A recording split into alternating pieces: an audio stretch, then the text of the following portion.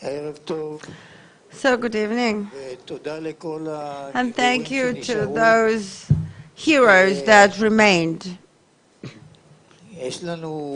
We do have an honor. 3 of the ambassadors in the UN agreed to appear here. This is much more sympathetic audience than the audience they have in the UN.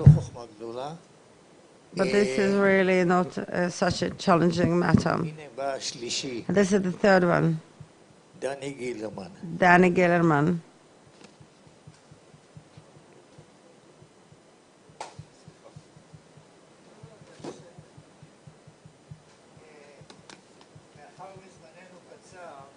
Since we don't have much time, I will present them briefly. Professor Gabi Shalev was the first ambassador of Israel, a female ambassador of Israel.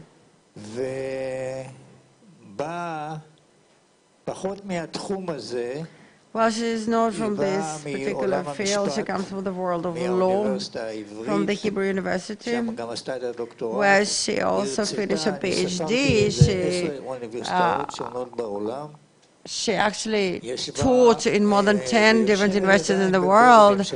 She was a member of board of directors of different companies in Israel, and today she is the president of the Kiryat Ono College. No, you're not? So I'm sorry, I'm wrong. You're not a president already. Okay. So we need to fix it. We need to write it properly, not the bio. Whoever wrote the bio should be corrected here. Dan Gillerman is present here as well. He was an ambassador until 2008, and Gabi stepped in after. In 2008, Gabi stepped in, and he also came from the world of economy. He was the president of bureaus of commerce in Israel. And he was very active in the field of economy. He was also a member of boards, and he's still a member of boards of directors of different companies. And before the break, we talked about his role in Israeli opera. So he is the man of Renaissance. He's a Renaissance man, man of many deeds and activities. So I suggest that you will share with us your understandings. And the last but not the least, but definitely the first who fulfilled this position of being the ambassador is Dr. Dore Gold, who was in 97 and 99 an ambassador. He was the political advisor to the Prime Minister, Director General of the Ministry of Foreign Affairs, and today he is a director of the Center for Jerusalem, Public Society in Jerusalem. And I would like to thank all of you for coming. I asked you, well, before this conference, I wanted you to talk, let's say, for 5 minutes, and afterwards we'll open it for questions, my question, of course, and questions from the audience as well. So, Gabi.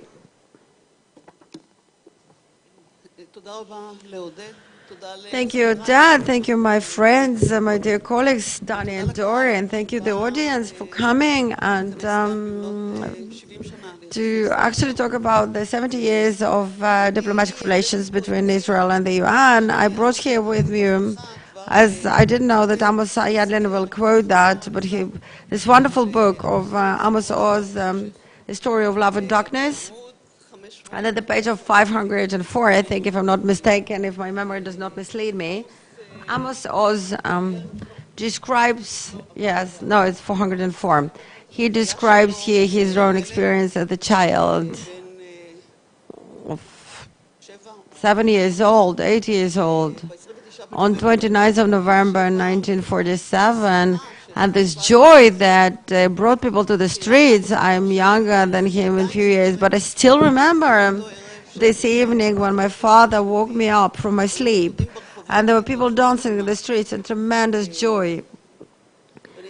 And very often I ask myself when I was in the UN, what actually happened to us since then? What happened since 27th of November 1947 when the UN actually declared the partition, the program of plan of partition, a year afterwards, the Declaration of Independence and the Charter of the UN verified and validated within the Bill of Independence, and we accepted as members of the UN in 49, and so the joint values and this slogan "Never Again" that was joined to us, the young state of Israel and the UN, that those events of the past, the horrendous events of the Second World War and the Holocaust that happened to our people will never happen again. So this connection with this rest of the world, how did it happen? And I heard alone that we became actually the bad boy of the neighborhood, and we became the bad boy of the world. This country that the world is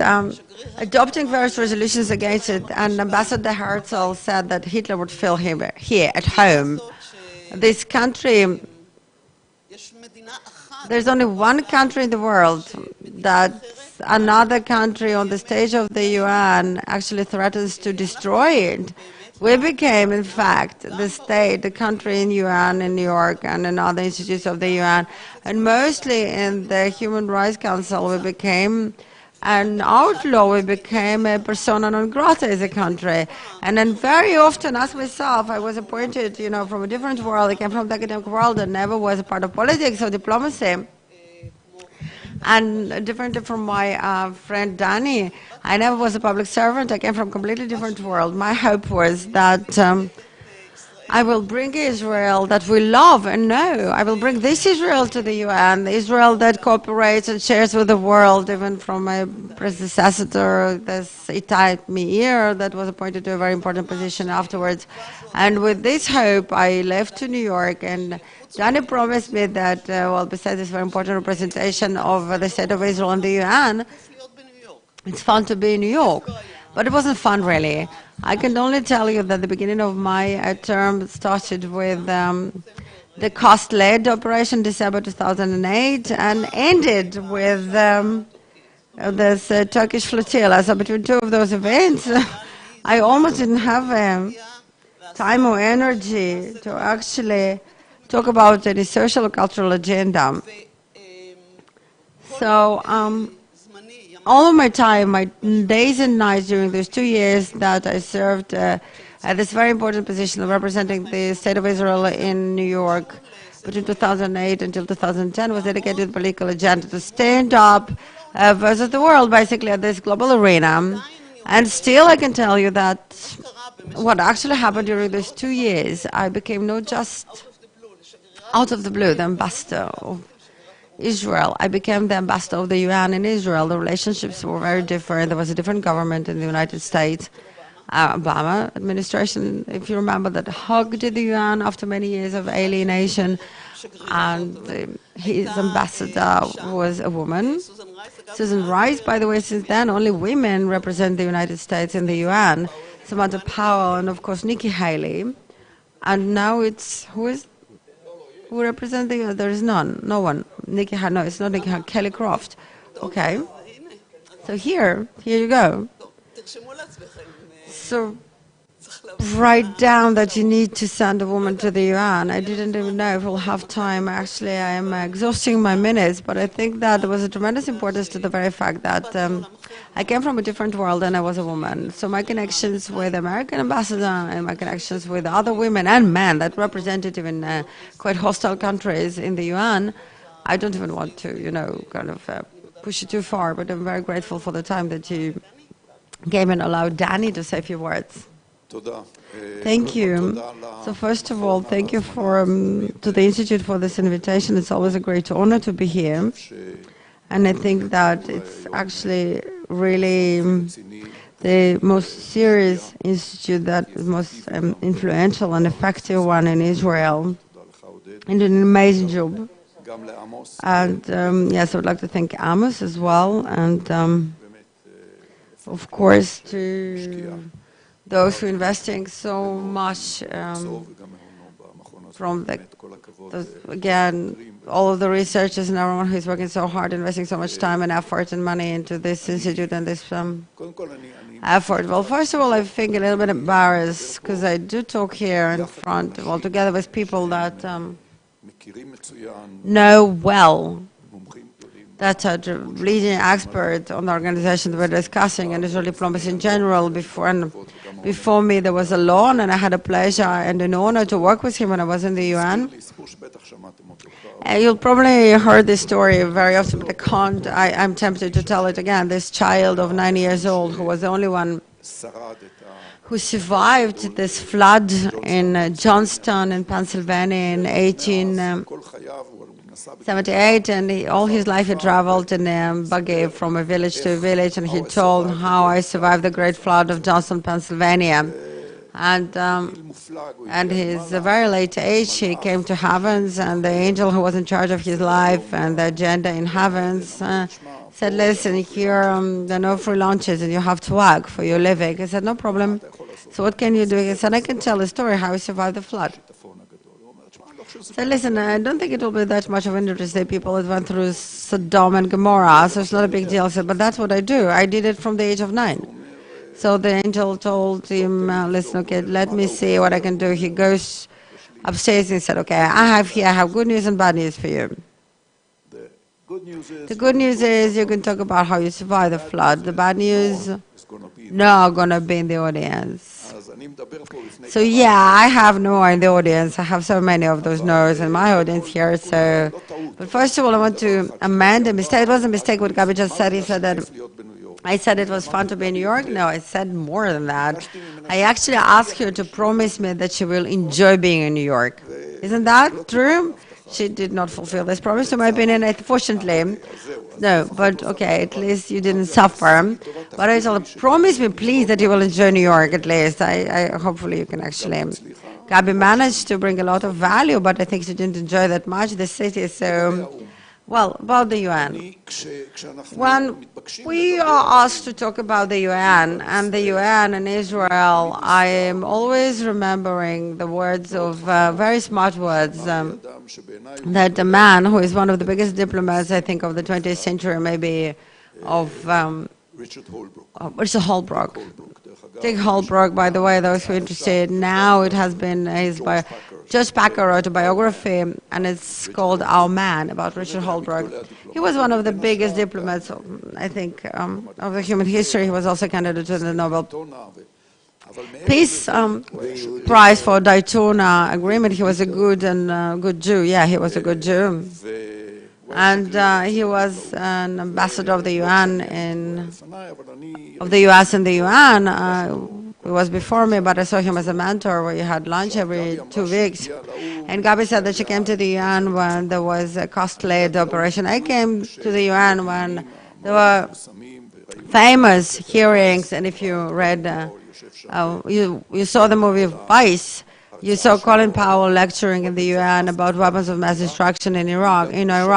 I came to the UN after the UN during the second Gulf War. I was also during the second Lebanon War. There also was quite a period, I must say. I think every Israeli ambassador has a fascinating period in the UN, facing so many challenges. But the UN then did not agree to ratify another resolution that was about to provide the US under Clause 7 of the security decision to use power, to use force. And day afterwards, I ate lunch with Dick Holbrooke and said, listen, this is a diplomatic fiasco for the States.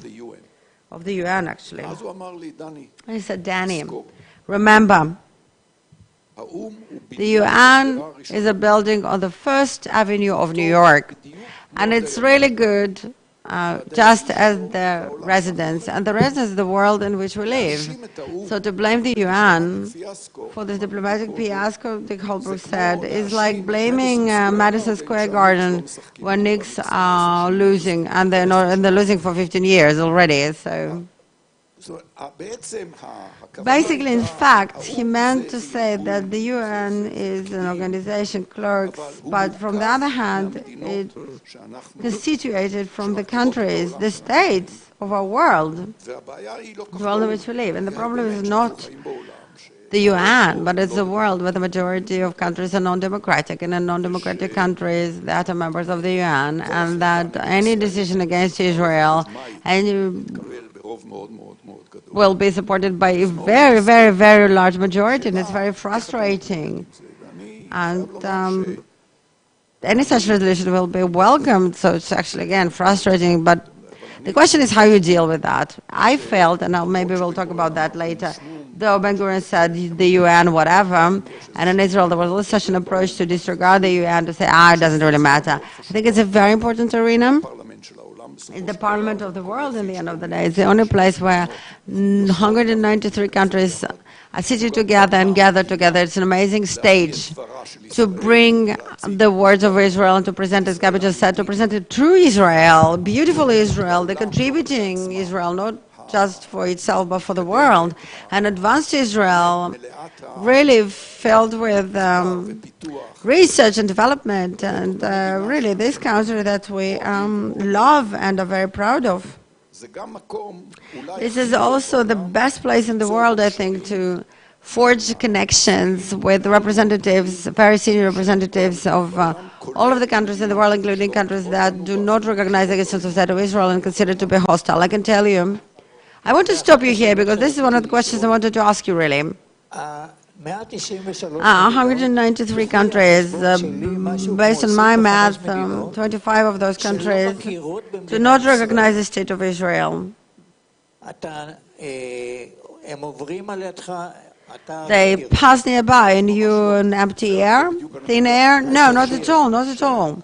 That's exactly the point. I can tell you from my personal experience that, well, besides 2 ambassadors, not even 1 ambassador in the UN that I didn't meet, sometimes in the darkness, in dark bars, without even security detail. But we did meet, we had conversations with countries that some of them I can mention, some of them I cannot mention.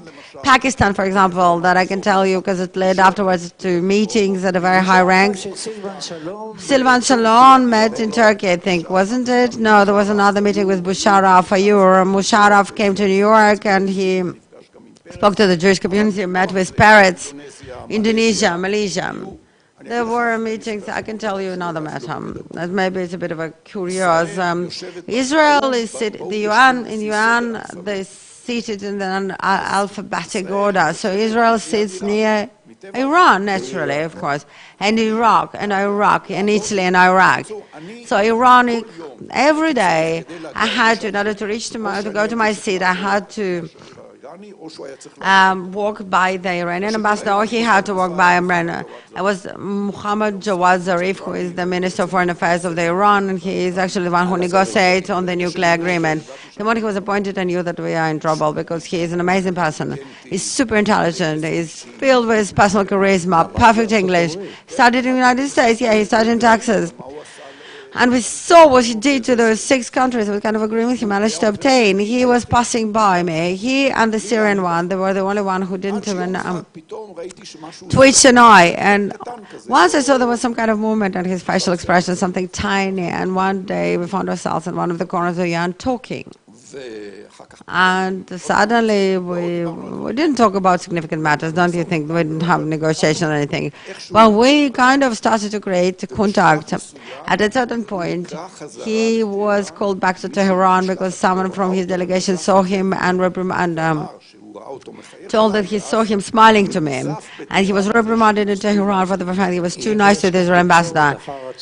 So if there is a communication afternoon, he is done. No, it was okay, really. I think they know that. They know that we had conversations. But again, I think that this element, and I will finish with that, is a super important element because majority of those countries that send very senior people to the UN.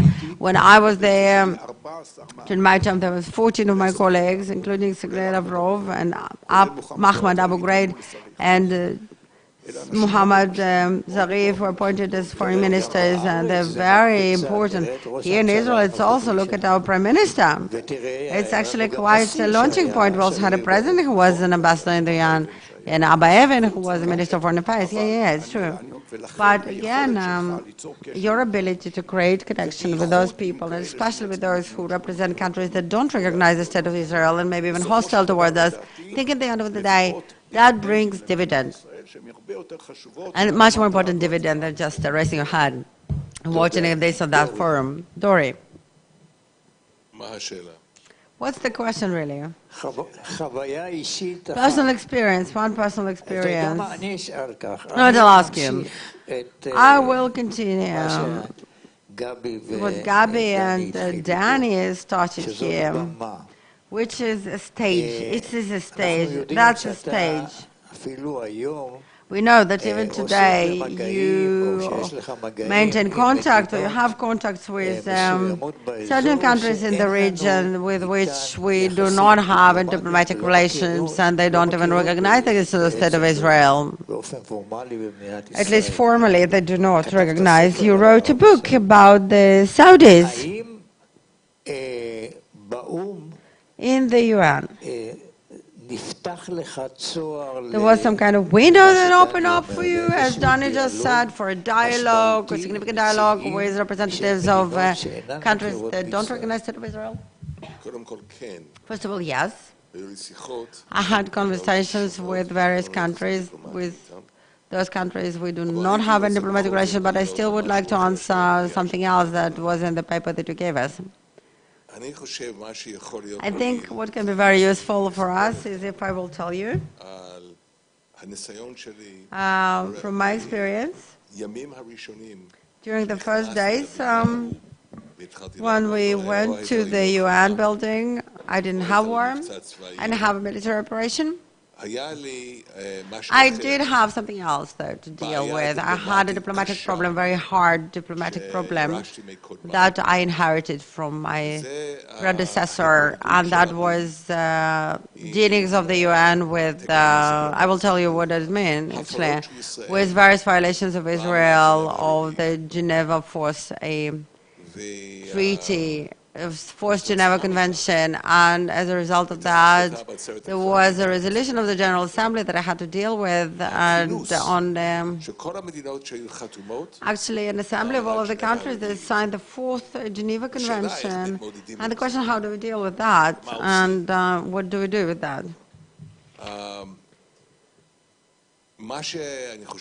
What I think was very interesting, very important, was the discussion that we had in our delegation in the UN, Israel delegation, before we moved to the General Assembly to discuss it. In our discussion, I asked very basic questions. I asked the legal advisor, I asked other members of the Israel delegation, those who served, asked Mr. Arbel, and I asked them, listen, they say that we've violated the Fourth Geneva Convention.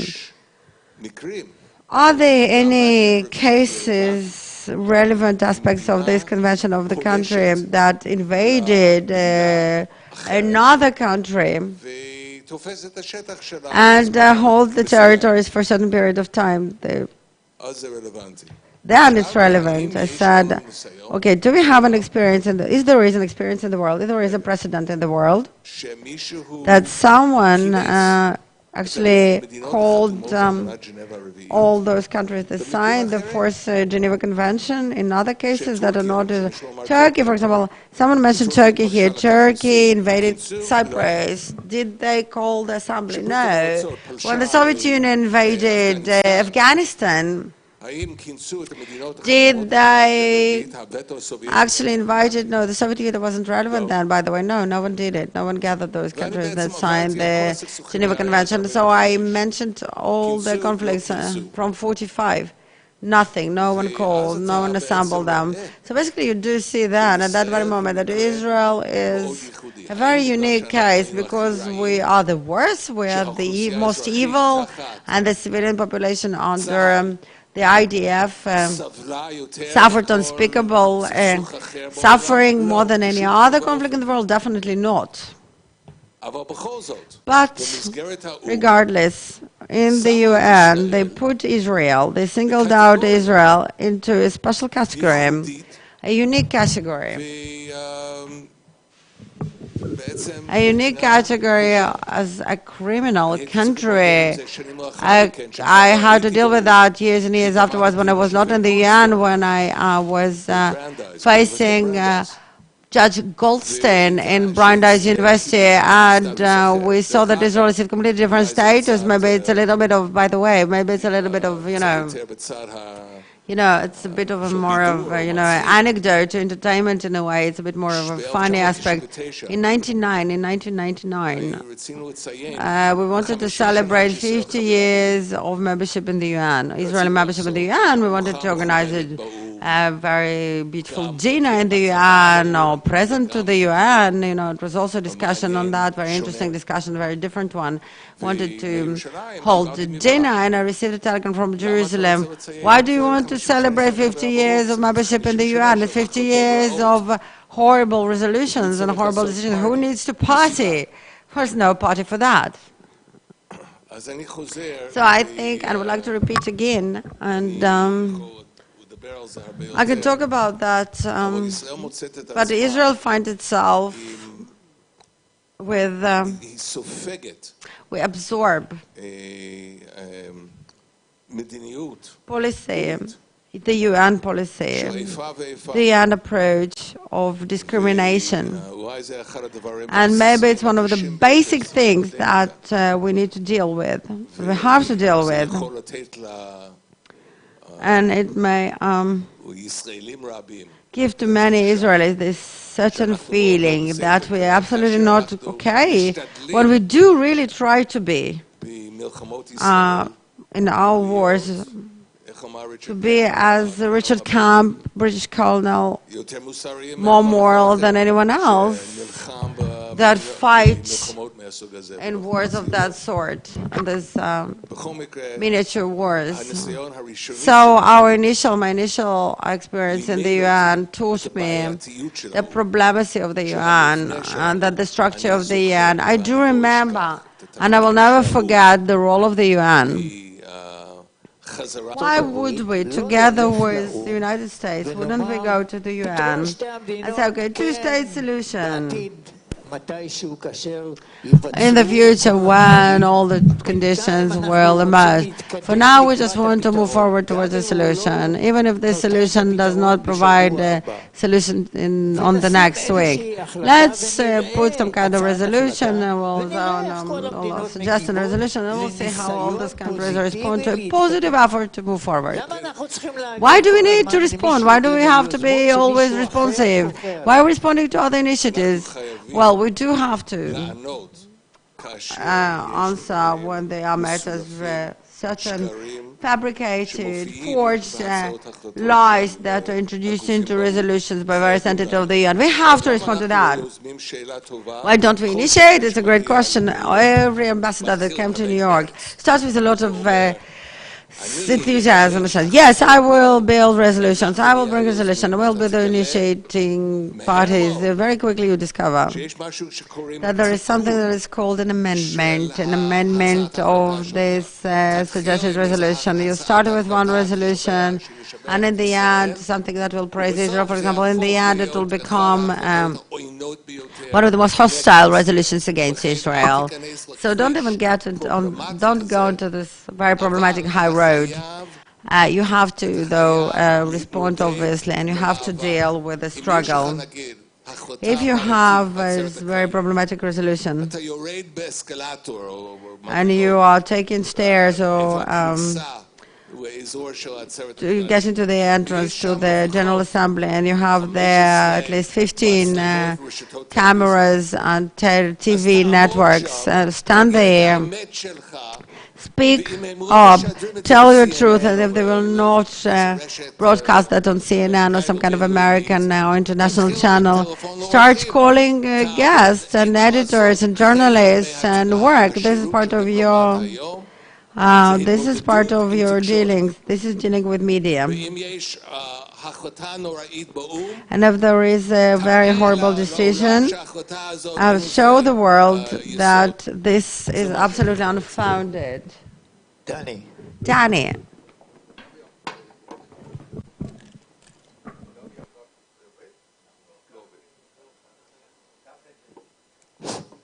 So unfortunately the microphone does not work.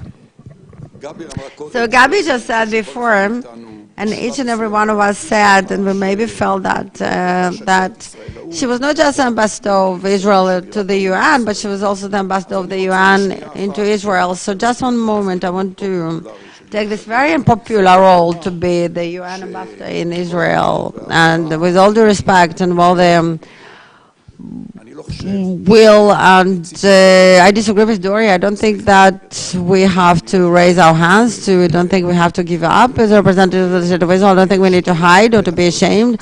Definitely not to apologize. I think we need to initiate. I think we need to lead. And I definitely will address, first of all, what you just said. Why don't we initiate? We don't initiate political moves because I think, and alone, I think I'm not wrong. I think we have a thesis, we have a policy of the Ministry of Foreign Affairs of Israel to prevent any kind of internationalization of the conflict. Internationalization of the conflict.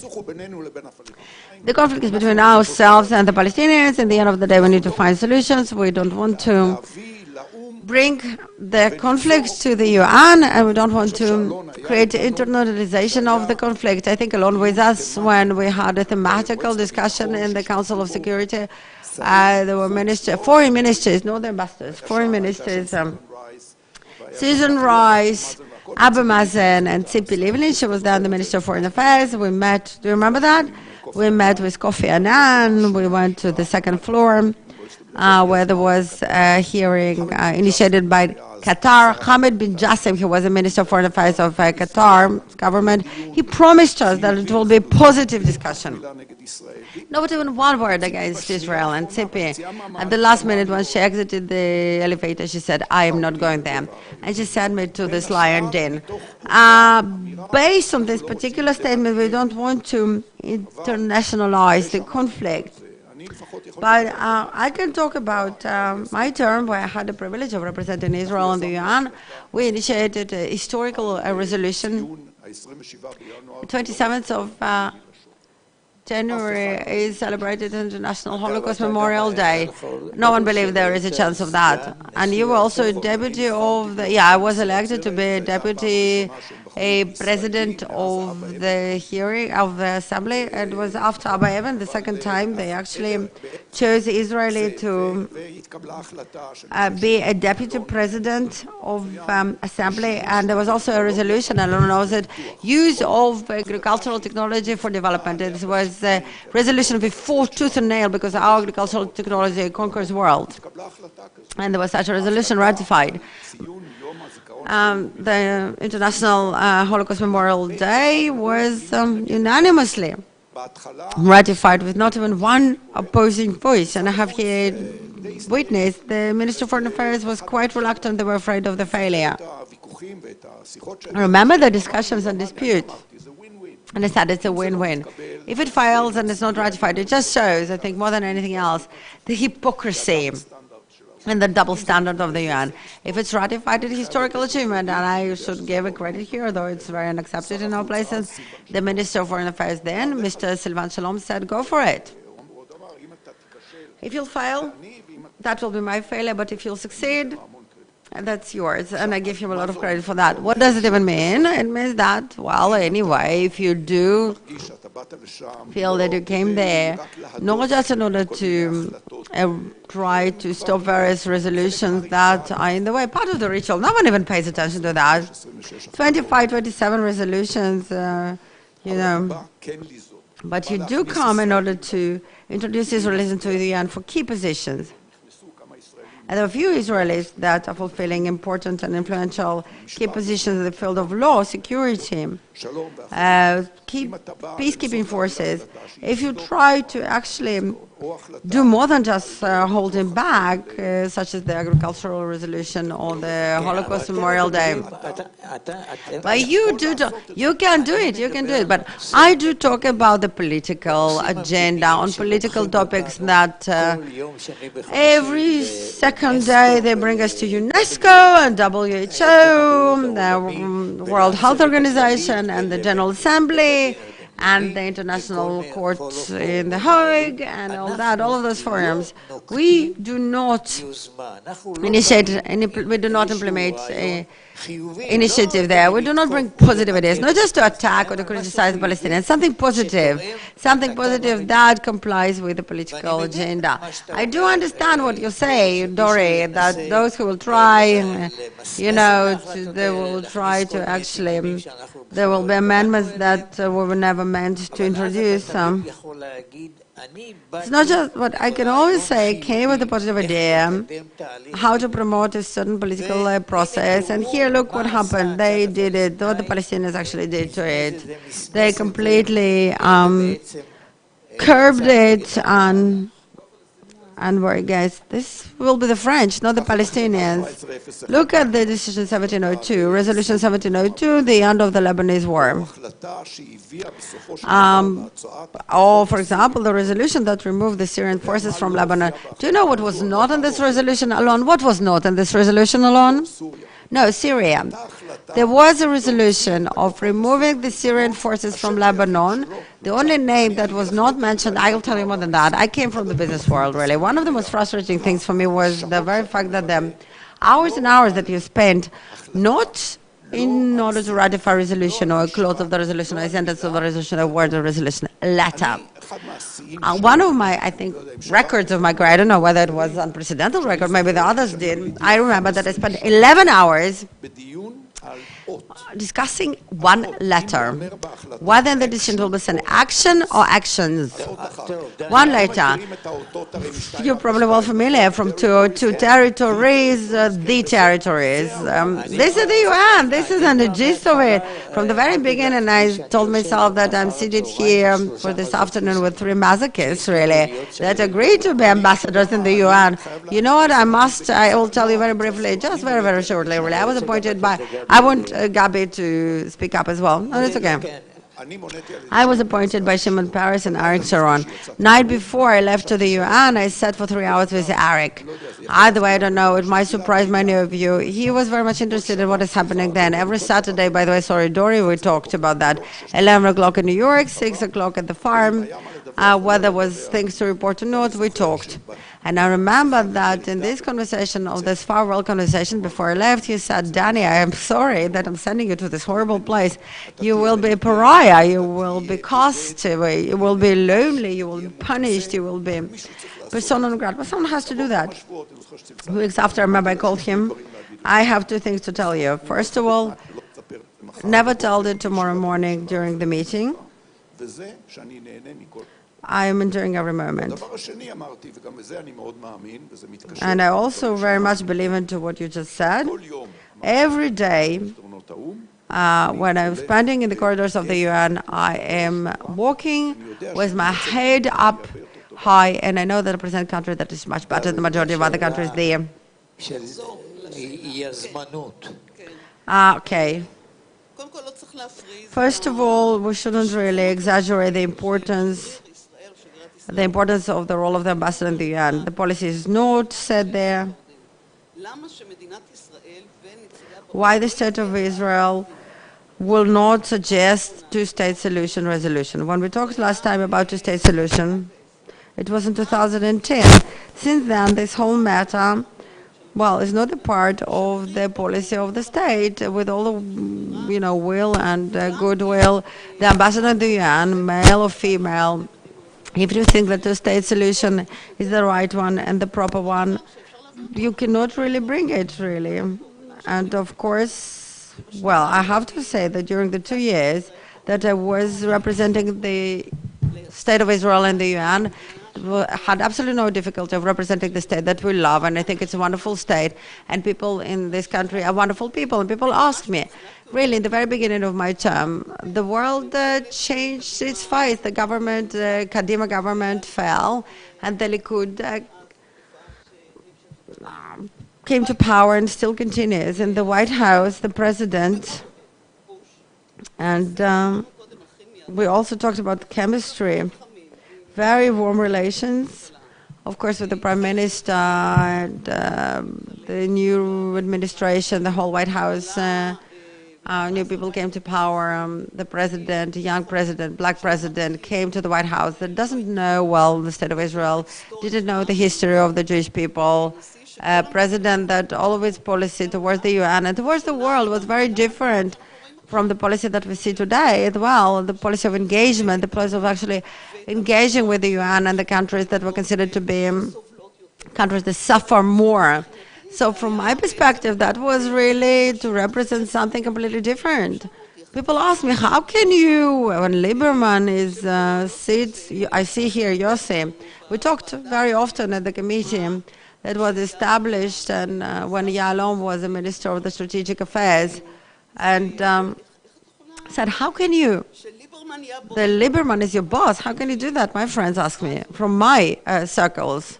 And I said, Lieberman is not my boss. My boss is the State of Israel. But I have to say that when I ended my term, which was immediately after the flotilla, I wasn't sure that I'll be able to continue. And well, Lieberman spoke that the world is not important.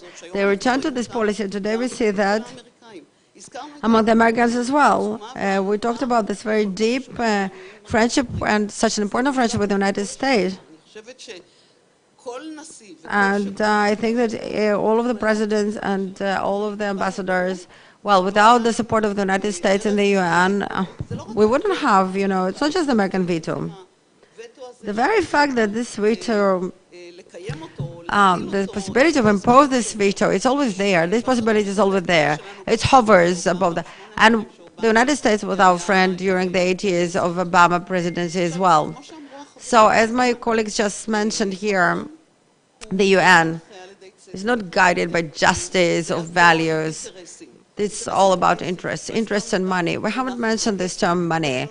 Money, new agricultural technologies. I also had the privilege of signing the continuation of this connection with the African countries. If we wouldn't put, the say among the people, if we wouldn't put money on the table, the continuation of this wonderful cooperation of the State of Israel contributes to Africa years and years, wouldn't continue. And the UN is fed by interests. The language there is the language of interest. So what do we have in the UN? We have this nucleus, which is the Arabic countries. Around them there is this additional Muslim countries, and around there's another orbit. There's non-aligned, non-democratic countries, as has been said, and this is an automatic block. And if they will decide that tomorrow morning, that tomorrow the sun will not rise above the State of Israel, and somehow it will serve interests of other countries, and we'll talk about narrative of Palestinians that will be ratified in the UN by the Muslim and the non-aligned countries. So the question, the very just question, we need to see between two different faces of the UN, the political aspect and what we called, and you probably did as well, and the positive aspect, the positive agenda, help to the developing countries, the dissertation, the technology, but not any political agenda. On the political agenda aspect, there is no chance. We do not have any chance at all to ratify resolutions. Actually, the other way around, as my friends actually mentioned, it can actually suddenly we can discover a very reasonable resolution that is will bring to the table of equality or justice or humanitarian values or something like that, or that complies with the Charter of the UN. Suddenly it turns out that the State of Israel is actually guilty of this and that and that. Even countries that we have connections, how they call it here in the world of the foreign affairs, bilateral connections, India, Brazil. When we talk about the multilateral world, on the multilateral arena, the last story about that I had very positive connections with the Egyptian ambassador. His name was El-Had. He became the foreign affairs minister. Yeah. He is the secretary of the Arabic League. Yes. I had good reasons because of my history. I wouldn't be in a very good connections. It would be logical to assume that I wouldn't be in very good connections because of my personal history, but we became very good friends. He was a big man. He still is a big man, by the way, a large one. But that period of time. And then there was Dore, I think it was after Goldstein report. I said a few words, and he came to me and he said, listen, he spoke very nicely, and she said, you spoke beautifully, but why did you respond it like that? He said, what can I do, really? I'm seated here as the head of the anchor of the non-aligned movement. That was his role. I want to stop here for a moment. This is actually, let's go back to this topic.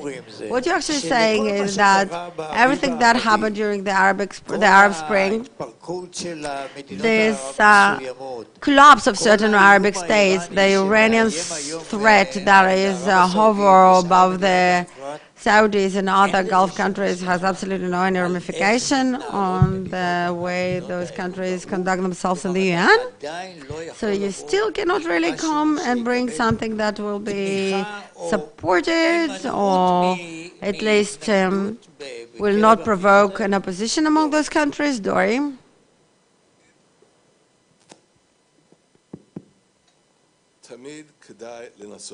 We should always try.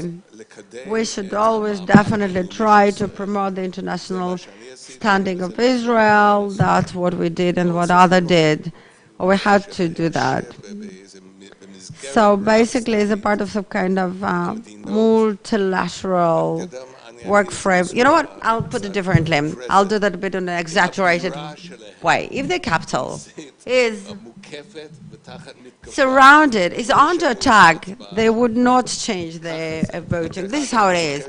I remember, by the way, there was a conversation with the Indian ambassador. It was 97.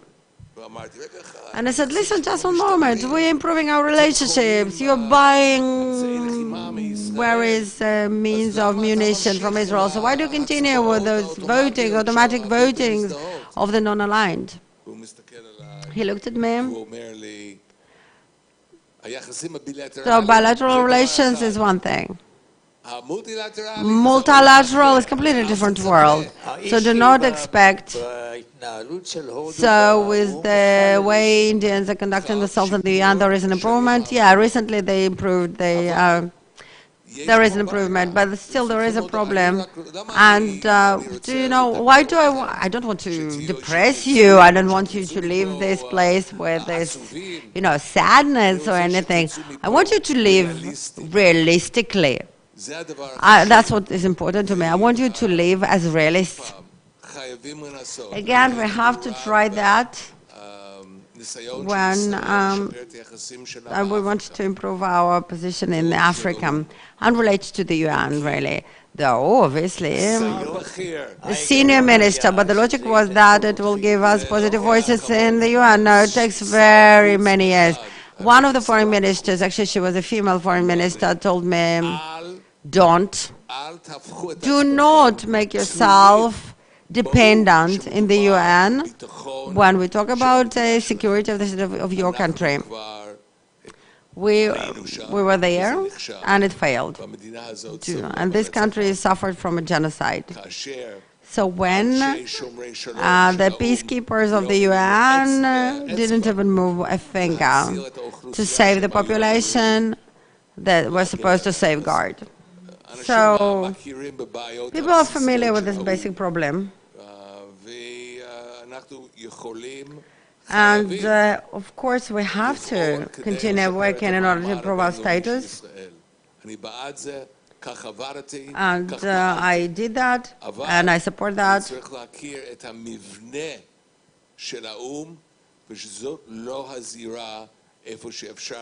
This is not the arena when you can do anything serious or significant in the political arena. You need to separate. We need to separate the political initiative from the UN. I have a detailed question. I might ask Alon to give me an answer. You said that we need to distance the UN from any detailed treatment of topics related to the borders, political solution, whether it will ever happen. How is it possible that Israel, based at least on the media, how do we agree that the UN will be related to the definition of the naval border between ourselves and Lebanon?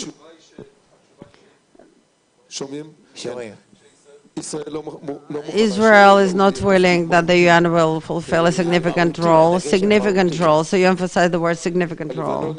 Lebanon insists very much so that some kind of UN involvement will be there.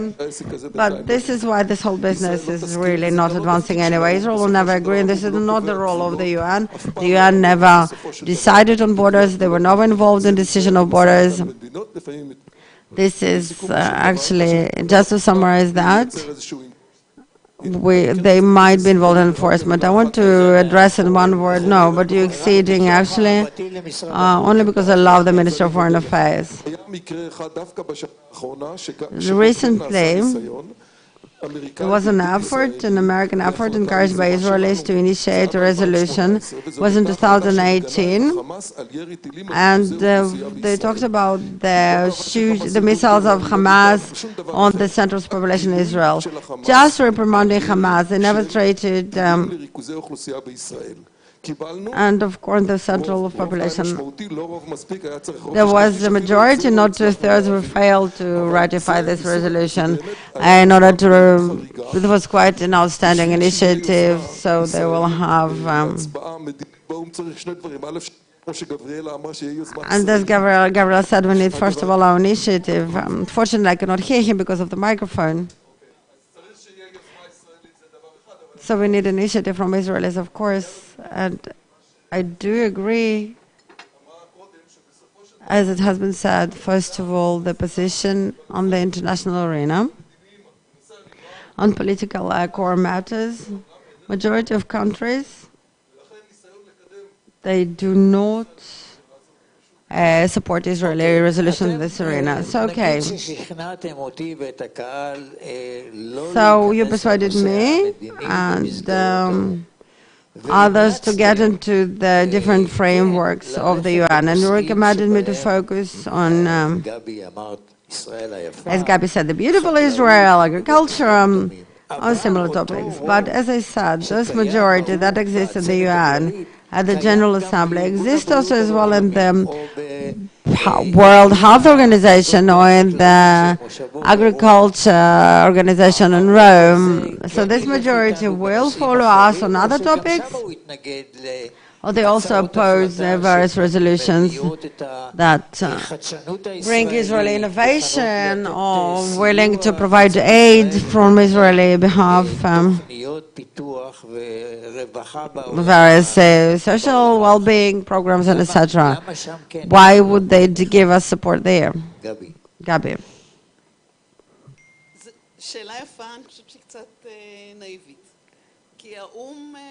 Very naive, but a beautiful question. They always said that I'm very naive. Well, is not better than part of this, but there was, in Disney World, I have What a Wonderful World song, you know, so we know our world is not a wonderful world of Disney, filled with conflicts and difficult matters. And countries that are represented in the UN, and they all have one voice. Angola, we talked about China, in, for example, in comparison to other countries. Those countries, they have, there is a language in the UN, it emerges, like 1984, there is a new speak there. That's what we speak there. The speak that we talk differently during the assembly and during, in public, and completely differently. This new speak is heard in the years of private conversations. I think they told Dore and Danny and me about the state of Israel. I told you before what one very important man told me. To what extent we need to actually strike back at Hamas. It was during the protective edge. But you don't say that out loud in public. So when you ask about corporations, agricultural corporations, sending physicians and etc. I remember, I think it was January 2010, when there was this horrible earthquake at Haiti, when the state of Israel was the first one to build a field hospital. We sent there the military and the doctors, and we sent their aid. It was a wonderful thing. I remember they were seated there, and they showed on the board, Hillary Clinton, she came to the UN, and they showed on the board, there was like a promotion, there was an operation, they showed pictures of field hospital that the military built, the Israeli military built, was a source of pride. They always are willing to get aid in any field, money, equipment, technology, medicine. But when it comes to voting, again, multilateral arena, there is a bloc, there is non-aligned countries, and you have the automatic majority. And there is absolutely no way in the world we will win there on the political arena.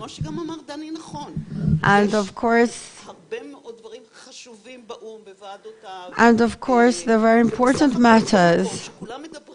And this place where people talk behind the scene, and this is what matters. This is where Israel has a tremendous role, and this is what we can get. And this is just the bottom line here. It should have been different. In the perfect world, it would have been different, but this is not how it works in the UN. And the last word, after the last word, I will quote Susan Rice. Susan Rice said about the UN that this is imperfect place, but indispensable one. And that's very true about so many different institutes. That this is imperfect, but unfortunately necessary. One of the most frustrating things, and we all talked about that, is the significant difference between what the ambassadors and representatives of different countries, very senior people, what they tell you tete-a-tete, and what they do say in public. Horribly frustrating. You just spoke to this person a few minutes ago. You sat together. You know what exactly he thinks. And then the ratification, not just a vote, but it's like some kind of venomous speech. And in the end of this tirade, I very often ask myself a question, and I'm not sure I have an answer. What is more important? Would they tell you tete-a-tete and what is actually happening behind the scenes, not just in the UN, but as a result of those connections, those bilateral connections between the states, or the speech in the UN? Frankly, we share here anecdotes, and I will talking about Mahmoud Abel-Haid. The ambassador arrives to the UN, and the first thing they do is actually courtesy calls. They visit the colleagues, present yourself. In most of the cases, you do that on your own without your people, and you just talk tete-a-tete to other ambassadors. One of my first conversations was with Mahmoud Abel-Haid, who was, as Gabi described, very elegant person, very impressive, Abdul Nasser style, kind of a true Nasserist. And he said, our program in Egypt is to fight illiteracy. We will invest $10 billion in next decade in order to fight illiteracy, so every Egyptian child will know how to read. And they looked at you and I told Ahmed, you know what? Before you fight illiteracy, you should actually fight the incitement against Israel, because if your children will learn how to read and write and will read in their books this horrible incitement against Israel, maybe they should remain illiterate. This is a horrible thing to say, frankly, to Egyptian, especially such a proud Egyptian. He looked at me for 2 minutes. Maybe it looks for me as eternity.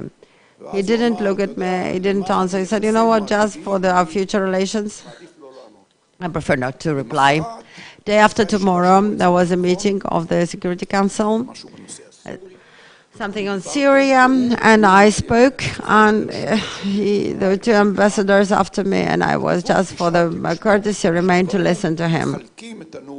In the end, they divide those speeches that translated to languages, so you get your speeches printed in front of you, and all of the Egyptian speeches, it was venomous, poisonous. In every paragraph, almost every second word was anti-Israeli, anti-Israeli. And he was talking, and he was completely disregarding all of those statements, and he finished his speech without even one statement against Israel. And he left, and he looked at me, and he winked at me, and he put a hand on my shoulder and said, you know what? Sometimes it's really good to be very direct. What did it give us? Well, I don't know. Did it really stop the incitement in Israel, anti-Israel propaganda in Israel? Did it improve our bilateral relations? I don't know. But I do know that I did ask myself during those 6 years, every time I had conversations with ambassadors of countries that don't recognize Israel or hostile towards us, and I heard them saying different things.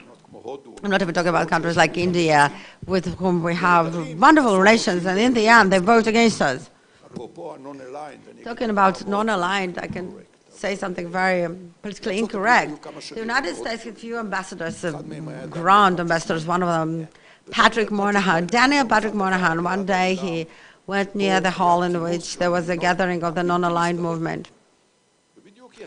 And the Indian ambassador left the room, and then Mohangan said, "What the fuck are you non-aligned about?" And you do ask yourself this question, what is the thing that you're non-aligned about, actually? What is this non-alignment today? And I would like to go back, and I will finish it here. This dilemma is a dilemma that, to my opinion, accompanied and is accompanying us, not just in the UN, really. I'm absolutely sure that the Minister of Foreign Affairs, you hear completely different things by heart when you're meeting on your own than in public.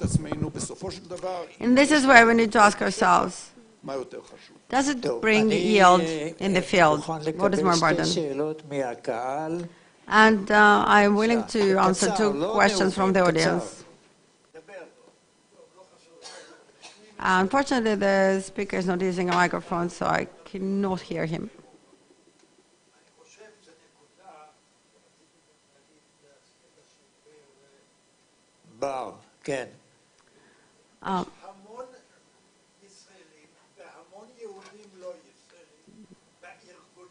She's non-Israelis that are working in those special organizations of the UN that have a significant impact,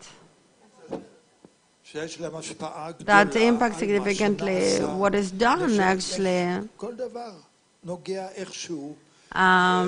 Well, one thing, and you brought the diplomacy that has so many problems.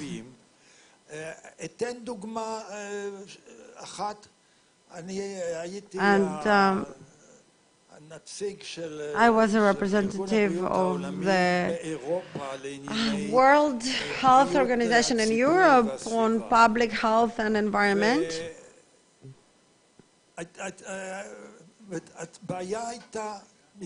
So the problem was on the Israeli behalf, actually Israeli ambassadors, ministers of health in Israel, we didn't even have that representation. Didn't think they need to arrive to the way other ministers arrive to the annual meetings. Yeah, the professional organizations of the UN should be treated seriously and taken seriously. Yes, definitely.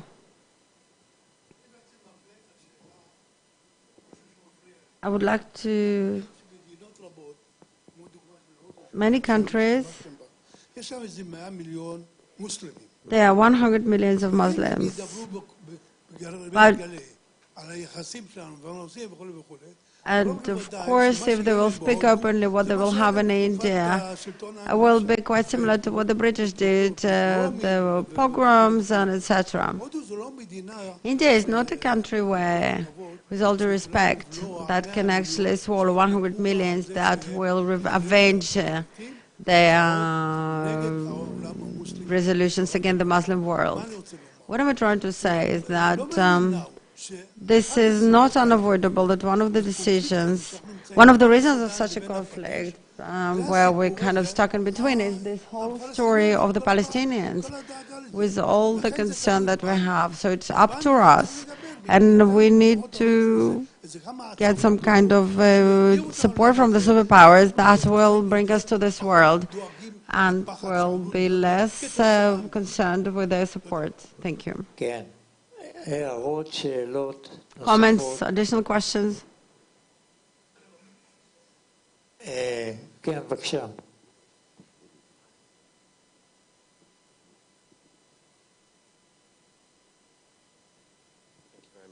you mentioned that under the United Nations Charter, it's about respecting, being peaceful towards other countries and respecting other countries. If that's the case, and Iran is talking for the destruction of Israel, why doesn't the United Nations feel obliged to call Iran out on that issue and shame it and push it into a corner? Well, the question is, again, I want to address the last question.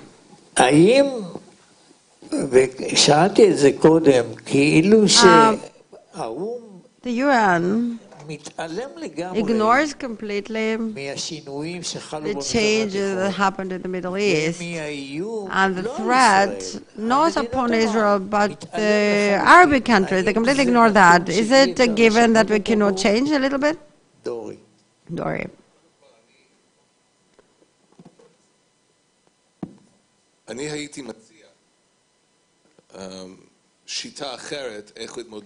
And I would suggest a different method of dealing with that. There is a convention from Genocide Convention.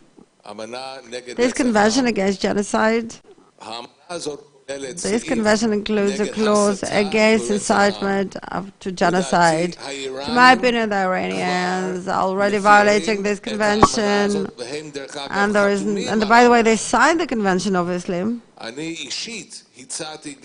managed to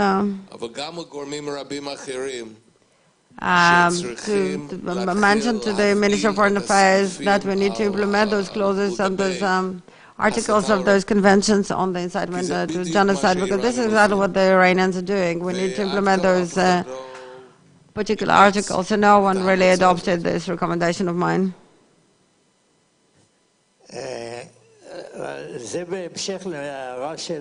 This is actually continuing along Bar's comment that we brought a resolution. Well, we asked to rebuke Hamas. I don't understand why they wouldn't actually try at least to do that. So those who would like to make it fail will definitely fail it by, when we talk about this, however, to admonish Hamas or condemn Hamas and, for example, to condemn Iran, not necessarily on nuclear, condemn them on support of terrorism.